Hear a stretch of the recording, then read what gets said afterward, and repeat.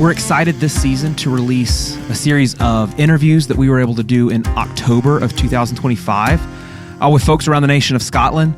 Uplift is partnering with a lot of recovery organizations and churches in the country of Scotland, and their stories, their people, their situations are so similar to us that you're going to be helped just by hearing about the work that's going on, not just in our own backyard, but around the world as well.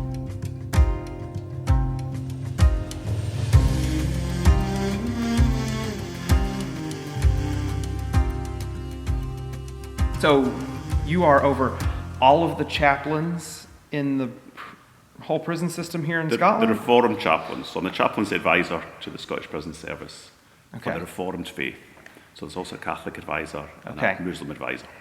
Okay. I'm all the Reformed side of things. And what does that mean? What does that mean you get to do?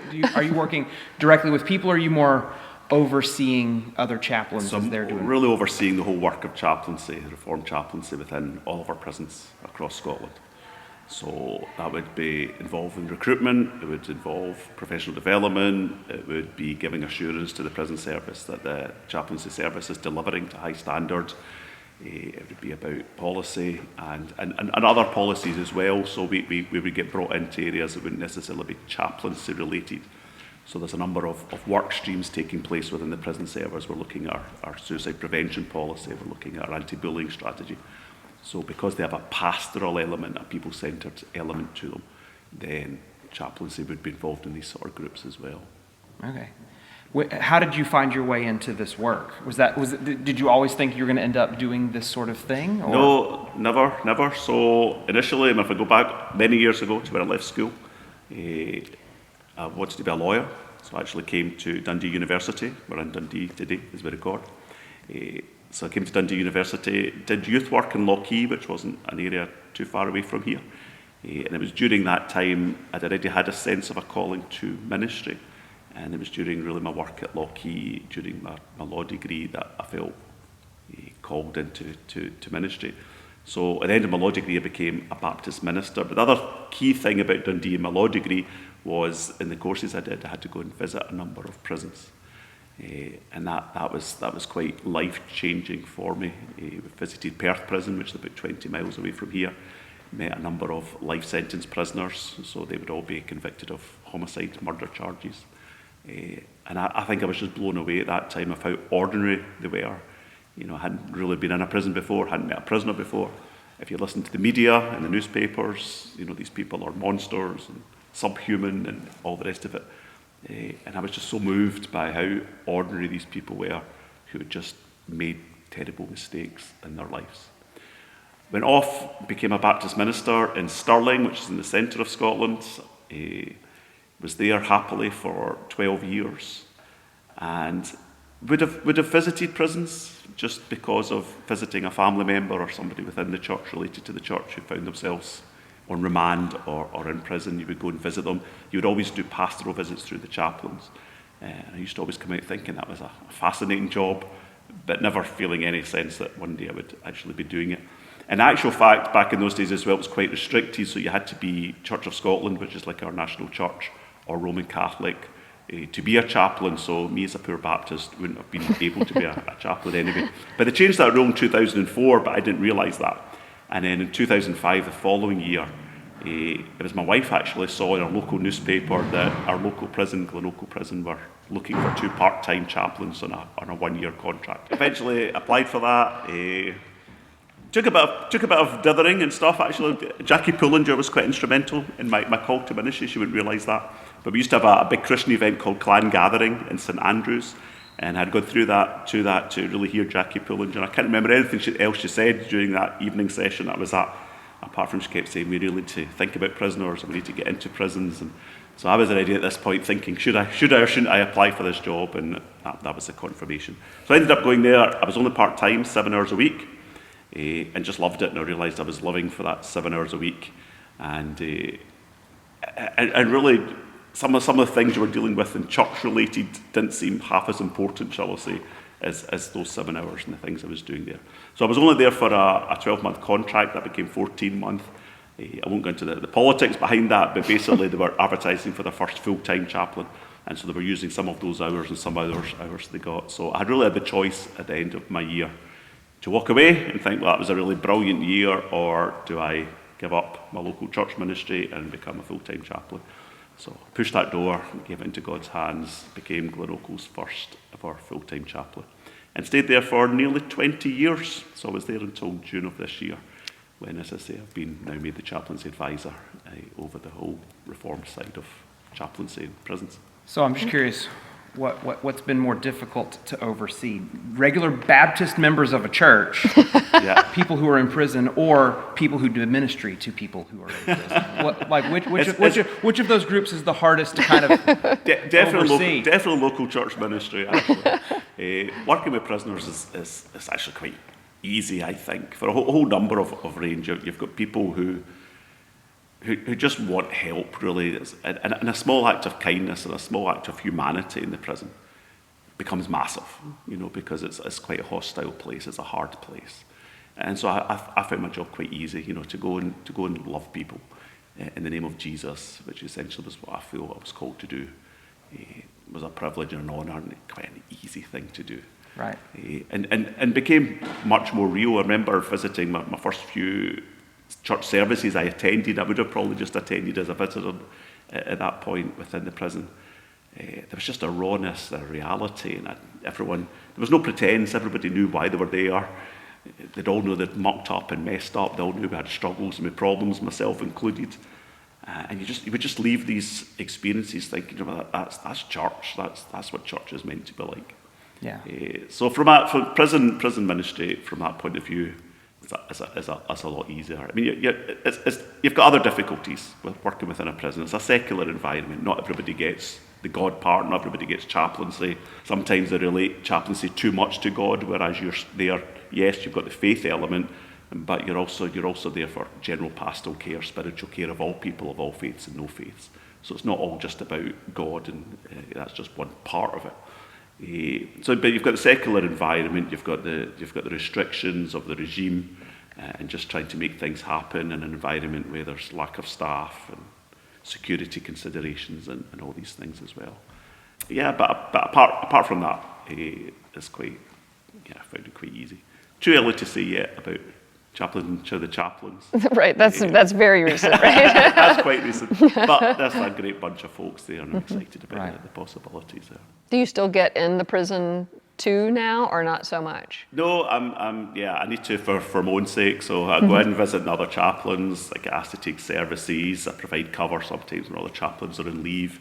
So I've been back in my own prison for at least 2.5 weeks. Okay. So because we work, although I'm based at headquarters, it's all remote working more or less. Right. So everybody works from home. So I can work remotely from a prison as well, if need be, and just base myself there. So I think it's important for me that I keep myself grounded in ministry on the ground, and the challenges that chaplains are facing and do face. I've had 20 years of it, but I guess if I'm in this job for any length of time, that dwindles into history, so I think it's important. But for my own sake of just relating to prisoners and having my contact with prisoners and still having that sort of ministry to prisoners, it's very important to me as well. I think that makes such a big difference in the way that you're actually able to care for people, to actually be close to them.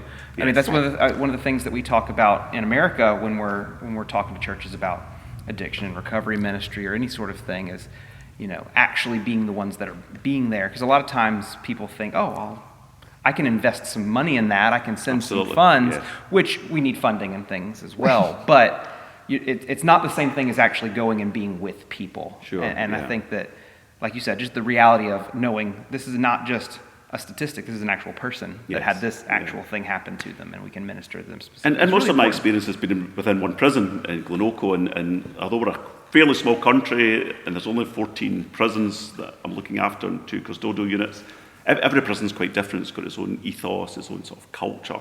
So I think it's important, even if I'm relating to the chaplains and trying to assist and support them in their ministry, to understand a wee bit of the culture of the prisons and the nuances of the different jails that they're having to work and minister. I think that's been a lot of that hopefully is a lot of our purpose, even just while we're here this week, is we're trying to do that exact same thing, like learn what is the reality of all these different places that we could potentially partner with, minister alongside those sorts of things. I think you have to know the people that you're going to minister to if you're going to do that. Absolutely. And so I think that's a really important. You mentioned it's a small country, only 14 prisons. I think in our area we probably have half. That same number, We have with jails, yeah. with jails and prisons, we're probably. I mean, and so I'm just curious as far as maybe the perception of the country. Yeah. How much crime, how much need for prisons is there, and versus the reality, or like what is the actual? Help me ask this question. What's the question I'm asking? I don't know, because we have a lot of overcrowding because Sure. that is our treatment for people with mental illness or addiction tends to be prison. You know, it's like, oh, you broke this rule, we're going to store you here. Yes. Is that sort of what goes on here as well a lot, or?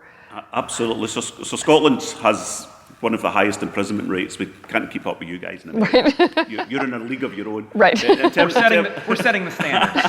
In terms of Europe and Western Europe, Scotland, we even beat England in this one. We don't beat England very much, but we marginally imprison more people than even England does.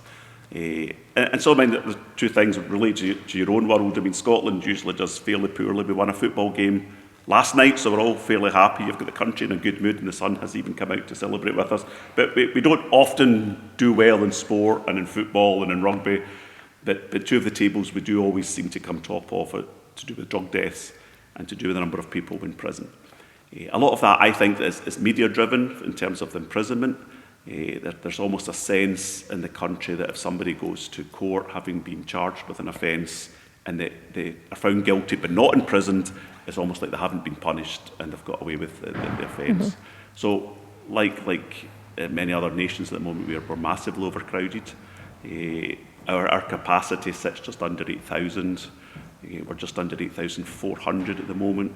So even last week, the Justice Minister brought to Parliament again another intention. It needs to be through a vote of our MSPs, but to have another emergency release that will start in November and be a rolling programme over 6 months to try and just release the pressure valve of getting people through, because we just don't have enough beds in the system.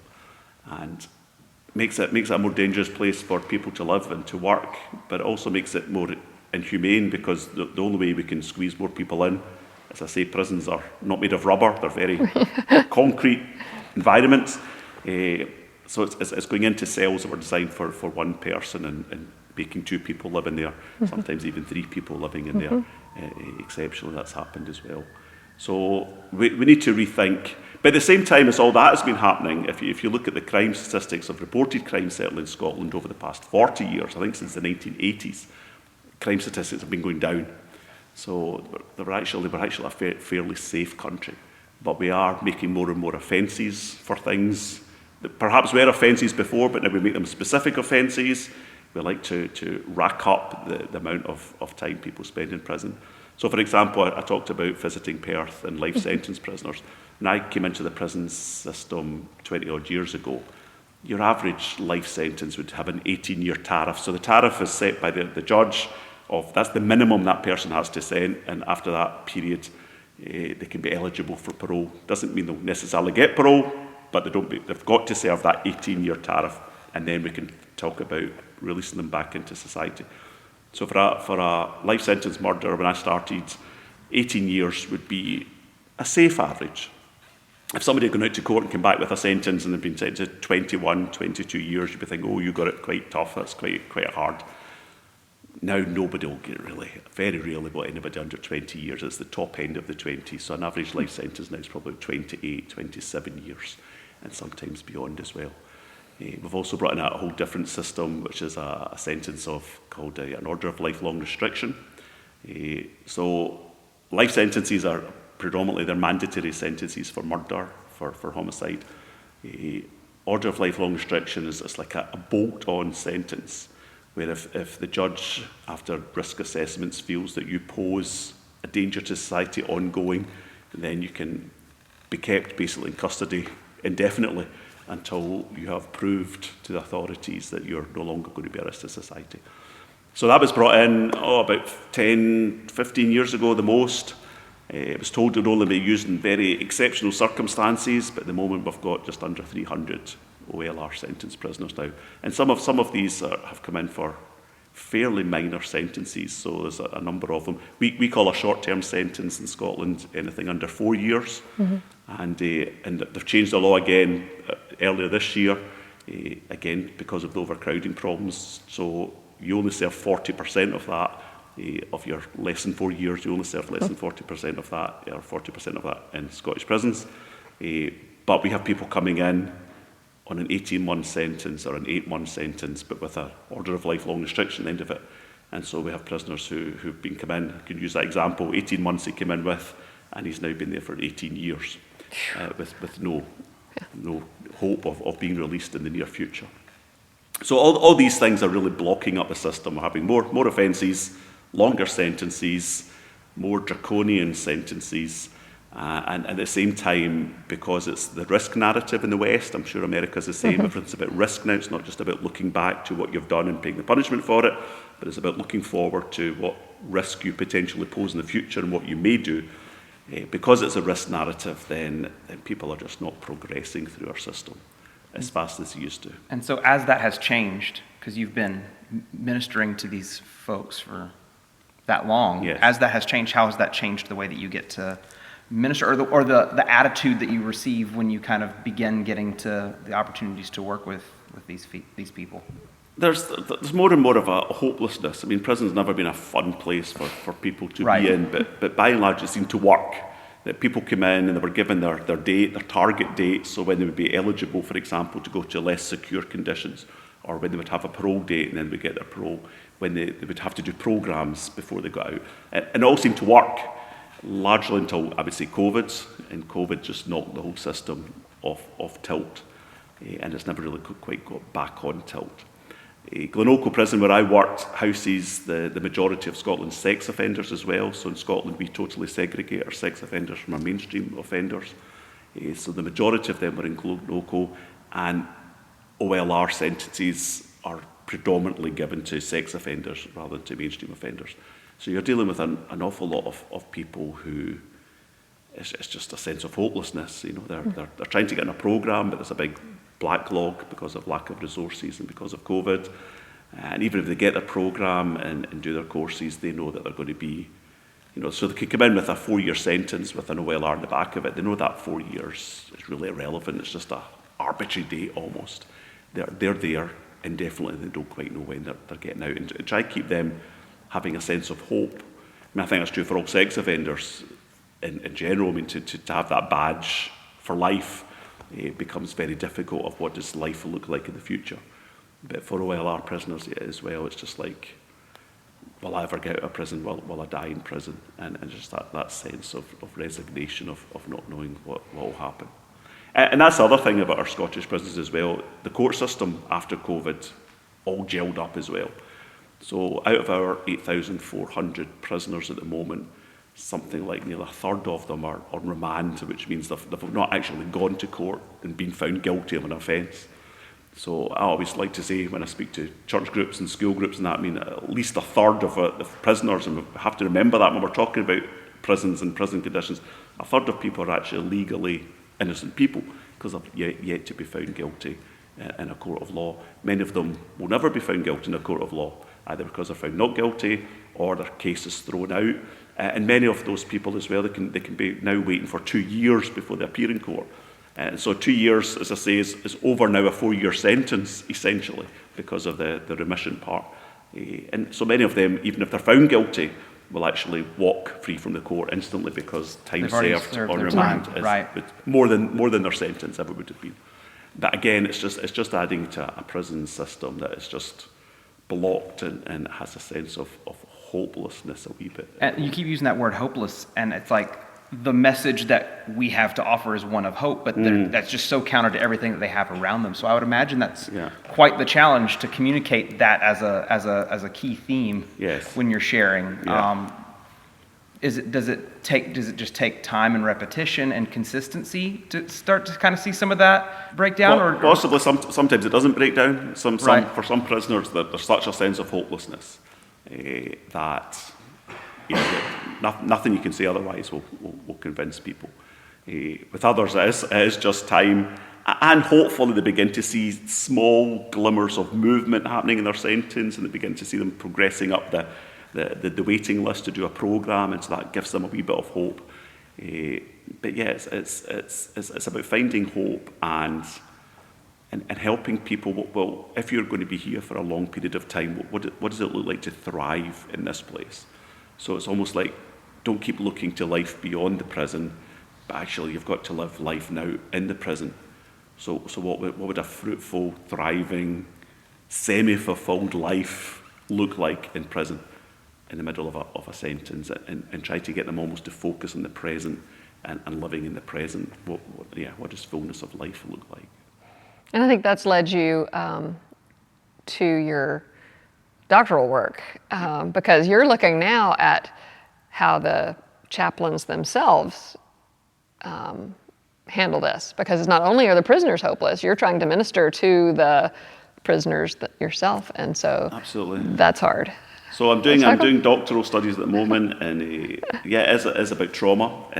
It began initially. I was looking at what would a trauma-informed chaplaincy service look like, but that's narrowed down a wee bit to how do chaplains find resilience and the ability to keep going, working in a place of pain, working in a place where ethically and morally you see things happening. You see maybe prisoners being spoken to by officers and staff members that doesn't sit right, or you're seeing people who should be progressing but are unable to progress through no fault of their own, and just hearing stories of pain and trauma on a daily basis, because almost every prisoner, to a man and woman, that their story has been one filled with pain and heartache and situations that most of us would never want to face. So it's trying to look at and to find out what chaplains are currently doing, but also to find out, well, what other resources are there from a spiritual point of view, from a Christian point of view, that could actually help people last the course in that form of ministry that can be very painful.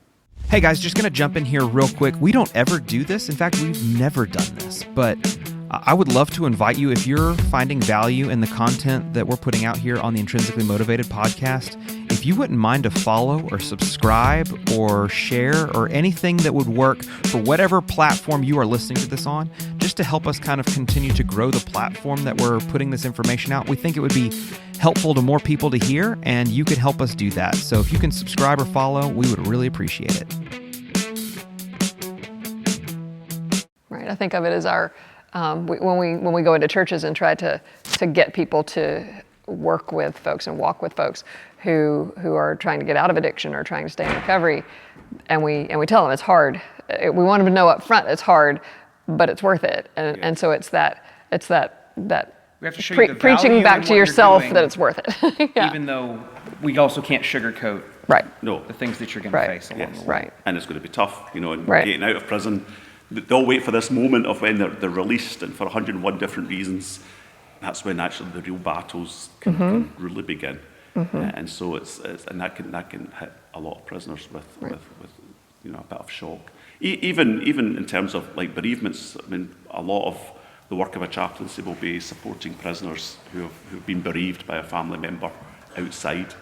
And there's such a thing as called disenfranchised grief, which basically means because they're separated to some extent from the death, they're not really going through the grief experience. Plus, prison isn't a safe place to grieve, so things get bottled up. And you're warning prisoners. You might be released in 8 years' time, but it's actually when you get out in 8 years' time and you go around and you realise that your mum's no longer there, or your parental house has been sold up, that the grief actually hits you in a whole different way. So it's not even just about dealing with the challenges of just coming out of prison, but some of it is dealing with some of the emotional pain of the sentence and things that have happened through the sentence that have been bottled up, but now have the opportunity to re-emerge. How does the church itself get involved, or is the church even allowed to be involved in ministering to folks that are in prison, or is that only allowed to go through chaplaincy? It would only be through chaplaincy. Because you're talking about that transition back out afterwards. Yes. How prepared are churches to serve people as they're coming back in, like being welcomed back into society or not welcomed? Re-entry. What does they re-enter? re-enter into society? Are churches able to kind of, are they prepared or equipped or willing to even be involved in folks' lives that maybe have found some hope, some meaning, some value while they were in prison as they're transitioning back out? Is there a very varied picture? So I would say, in a broad sweep, most churches probably aren't prepared for it and wouldn't really know what to do if an ex-offender came through the door. Some of them very definitely wouldn't want to get involved, and I've heard of stories of prisoners who have been asked to leave a church when it's become apparent that they've just come out of prison. And that's true for mainstream. I mean, when you say you understand it, I don't understand it. Sex offenders come with a degree of baggage. But even for mainstream prisoners, sometimes the churches don't want to get involved. But then you'll have other churches that are very much geared to that sort of welcome. But it's being realistic as well, isn't it? I mean, certain churches will be involved in that type of work generally, where they're dealing with people in recovery, where they're dealing with people with mental health problems, and therefore people coming out of prison would slot in very happily and feel at home. Other churches don't even sometimes go near these areas. We would work with partner agencies quite a lot, so we'd have volunteers from churches coming in to the prison, from Lights through Prison Fellowship Scotland. So they would supply a lot of volunteers. Then we have other agencies like Junction 42 and Connect to Community are two charities that are faith-based, that are about helping prisoners re-engage. So they'll walk with them, they'll mentor them, they'll try and find a church that's willing to welcome them. They'll train churches if churches want to be involved in that. Junction 42 in particular, so they run little groups, if you like, so they're halfway houses, so prisoners can go along to, I can't remember the name of them right now, but they go along to that group and they can have it's almost like a prison fellowship that takes place, or a church service that takes place within the prison, now happening in the community, so it might be in an evening, midweek, but it'll be more like what the experience was in prison as a halfway step before they actually move to like a full church service. Because church services, again, it can be alien, as I say, it's not even to do with the welcome, it's to do with style. So in prison, for example, depending, we ran a number of services, so they were different in nature to some extent, but prisoners would be used to asking a question in the middle of the sermon, or challenging you, saying, I struggle with that, I don't know if I believe that, or but what does that mean, or so it's more interactive in a way. You're trying to give a sermon, and by and large you do, but you're open to questions, you're open to meeting their needs and journeying with them. For them then to go into a church service where everybody's quiet. And in prison as well, I mean, certainly in my experiences, the majority of prisoners are men. We only have out of our 8,400 prisoners, there's less than 300 are women at the moment, so it's by and large men. So they're used to all male services. And then very often they come out and they go to a church where it's actually predominantly a female congregation. That's quite earth-shattering for them as well. And everybody seems to have it together. We know that they don't, but we work hard as churches to kid on, we'll have it together. So they've come from a church experience in prison where everybody's quite obviously not got it together, and they're trying to fit into a church where everyone seems to be doing so well and they've never had a problem in their life, and that can take a while for them to get. Which goes back to your point about why it's so much easier to minister in a prison than it was to be a minister in a Baptist. Absolutely. That reminds me, because we were part of a small church plant for 8.5 years in America, and some weeks would be very normal, just like I'm going to get up, I'm going to preach a sermon, and I'm going to make it through the whole sermon. Some weeks we'd have the folks there, and it was a conversation. It was very interactive. It was a dialogue, and you had to, as the minister, as the people in the congregation, you had to be ready for that sort of thing. Yeah. But you also just have to know what kind of situation you're putting yourself in if you're going to be a church that's ready to well. And I think, absolutely, like you said, churches just being trained in understanding is a lot of it. Mm-hmm. But also, to go back to your point, there's a lot more common ground, I think, than people in church. We're really good at presenting the best parts of ourselves in that situation, that sort of thing. And so it's like, can we be a little bit more real? Or like, especially if you have these folks that are coming out that know what real is. It's like, this has been my life. And so. But although we focus very often on prisoners and how do we welcome prisoners into the church, we shouldn't be having that conversation, because prisoners are just people from our community. You know what I mean? So and they represent the large part of the community, maybe unchurched, maybe don't understand an awful lot about the Bible, maybe have poor literary skills, have issues going on in their families and in their life. So it's not just about having churches that are accessible for prisoners, it's about having churches that are accessible to your average person in the community round about you who would never darken the door of your church because it becomes such an alien culture. So, yeah, I think if you become a church that's welcoming to prisoners, you'll actually find you become a church that's welcoming to everybody. I mean, I do want to transition just a little bit because you already mentioned this. A lot of our work is surrounding addiction and that sort of thing. So, and I know we've talked about homicide and sex offenders and these sorts of things. How involved is drugs use with the whole prison system? Is it more or less likely that somebody has a connection to some sort of addiction or drug use when they find themselves in the prison system? So far more. So the prison service in Scotland do an annual survey of prisoners, but basically prisoners themselves answer questions. And from these surveys, that would show that actually about 70 to 80% of prisoners were under the influence of drink or drugs at the time of their offence. So right at the beginning, you've got people are doing things when they're under the influence or intoxicated. A massive number of people will be in prison we'll have a massive and a growing issue at the moment in Scottish prisons with groups that are coming from groups of serious organised crime, and a lot of that will be related to the dealing of drugs. And then even beyond that, drugs are readily available in our prisons. Doesn't matter what the prison service do to try and keep them out, they'll find a way of getting them in. And many people who actually don't have an addiction problem can develop an addiction problem within prison because they turn to drugs as a coping mechanism to get them through the harshness of their sentence. So drugs, you can't escape the influence of drugs within the whole system, which is why there is a growing emphasis, and it's good to see over the last 10 years or so in Scottish prisons of the emphasis on recovery. And having recovery groups and recovery walks and recovery cafes, and these are all happening a lot more because people are beginning to deal with that side of things more than any. But it's also still a tightrope for the prison service, and probably still has to make decisions of what way it goes, because obviously if prisoners are still taking drugs and being involved in drugs and addicted to drugs, that's going to hamper their getting out of jail. And the prison's also trying to keep order, and it's also trying to keep discipline, it's also trying to keep rules.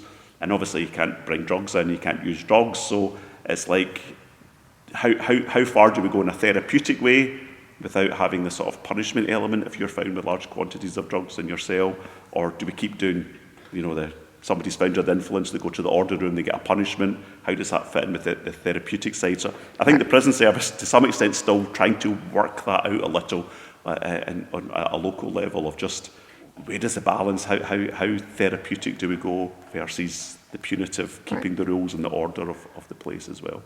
Do your prisons allow, or do they have medication for addiction treatment in the prisons now? They would, yeah. Okay. So a lot of prisoners will be under methadone or buprenorphine? Methadone, predominantly, yeah. Okay. It's not so much the daily, they get injections now. Okay. And that tends to last a month, so you don't have the queues of people every morning. Every day, yeah. Queuing up for their methadone. But yeah, they will be given a detox as well when they first come into prison to help them go over the initial stages of withdrawal. Okay. How prepared are your chaplains now? And I know that this is the overseeing part is relatively new for you, but do you feel like as chaplains you're actively preparing yourselves to respond to people that might be going through withdrawal or are going through some of those specific challenges as they're also being placed into this new situation for a lot of them? Or? Yeah, I mean, but you can't avoid it in prison. So chaplains, you'll even be called upon to see people, and you'll go to see them on a one-to-one basis, and you can tell quite quickly that they're under the influence and they're intoxicated and stuff. So chaplains have to learn very quickly a whole new world that maybe for some of them when they were in parish ministry, they never really had to encounter. They knew it happened out there, but now they're having to deal with it in front of them. So it's supporting folks through recovery. And a lot of that will happen in encouraging chaplains to not necessarily replicate what the prison is doing, although sometimes we have done that even in Glenorchy, and in other prisons have done it as well. We ran a Celebrate Recovery class, and so we did that as chaplaincy. But in fairness, that was before all the recovery things were happening in the prison. Now that the prison's doing its own recovery work, it's a case of us doing things alongside them and supporting them, signposting the people we are working with to get involved in the recovery work. And recovery work will very often go into realms of spirituality in the widest sense. People do ask faith questions, but it's also spiritual questions about forgiveness, about meaning, about purpose. And so I mean, the crossover. So with Scotland and Scottish prisons, we've recently had a new drugs strategy come out, following the CHIME principles. And the CHIME principles are all about meaning and about community and about hope and about identity and about empowerment. There's your five letters of CHIME. And they're all gospel things to me as well. Right. So if the chaplains don't have something to say into these areas, I mean, even the faith groups, and a lot of people will come to church and chapel within a prison, not necessarily for the religious side, although very often they grow into that, but initially it's not. It's about community, it's about a safe place, it's about finding people that they can get away from the halls and the politics and all the things that are going up the halls. They know that chapel for that hour, that they're in a safe place, and very often with like-minded people. So we're all about building community and about trying to give a sense of identity beyond their offence and beyond their addictions, and bringing hope, as we've spoke about. I mean, that's almost exactly like the message that we tend to in any of our trainings that we talk about. I mean, when we're talking about trauma-informed care and these sorts of things, all of those principles, the more we dive into them, it's like these are just reflecting things that are true from a biblical perspective, and we're giving it a different label, but it's the exact same concepts that we've been talking about about all this time. So what ways do you think? Because I know we talked about churches welcoming people in after they're back out. What are ways that the church can grow to better support people who are in or coming out of the prison system? Good question. I suppose it's the age-old problem that we spoke about. So I think for churches to actually just engage with the community and find ways of engaging with the community and actually beginning to walk alongside people in their struggles without always going out with, we are the people who are fixed and we are the people with the answers. It's a case of let's journey with people and let's let them try to find their answers for themselves. And in doing so, I think the church will be changed. The church will realise, actually, it doesn't know very much. I think it's about partnership. Churches can be very exclusive because we do feel we've got all the answers, and we sort of, keep a distance from other people, whether people in the community, but other agencies. And very often you'll find not even just faith-based agencies and organisations, but even general agencies or organisations will be happy to work with churches and share knowledge with churches and support churches. But very often the churches want to know, we'll do this in our terms and we'll do it our way. So a lot of it's about not even just opening your doors to people with addiction problems, but it's about opening your doors to a whole range of people that can actually support and help the church in an area where they're going to be out of their depth and they could easily be swamped, but finding the right support for them as well if they're going to get involved in ministry to life, which is surely the calling of every church. Right. What are you excited about right now? What excites you about the kind of work that you're getting to do? Personally, my own job. Yeah, I think that there's an event that takes place in Scotland every year. It's a different organisation called Prisoners Week. It takes place in the third week of November, and every year has a different theme. And the theme of this year is Crossroads, what next? And it seems very much in Scotland that in a number of ways we are at a crossroads. I think our criminal justice system is at a crossroads because it's going bust. And it needs to be, are we just going to keep building more jails and spending more taxpayers' money to imprison more people that doesn't fix anybody? Or are we going to think of a different way of doing things? That's one crossroads. Churches are at a crossroads, navigating new territory. And it's an exciting time, I think. I've seen it in the prison. I've heard lots of reports about it in the community. I think the tide is turning. I think there is a growing openness to things of faith, a growing curiosity. I think the tide almost went out and people abandoned the church and we all went down the sort of secular, whatever approach. And I think very quickly people have realised that there's a poverty about that.